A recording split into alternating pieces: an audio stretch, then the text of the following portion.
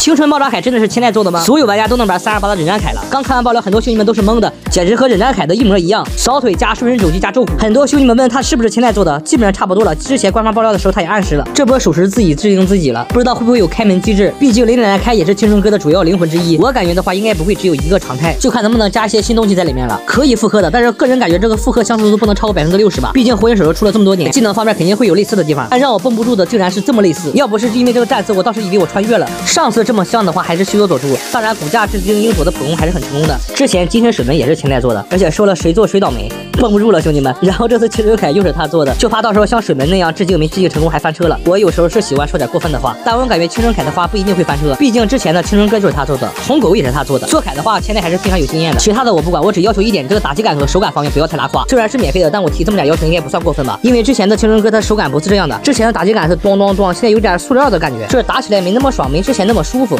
哎，我也说不出来那种感觉，现在感觉有点软绵绵的，不知道你们有没有这种感觉？好了，兄弟们，最后别忘关注雪，我的视频干玩混人手游。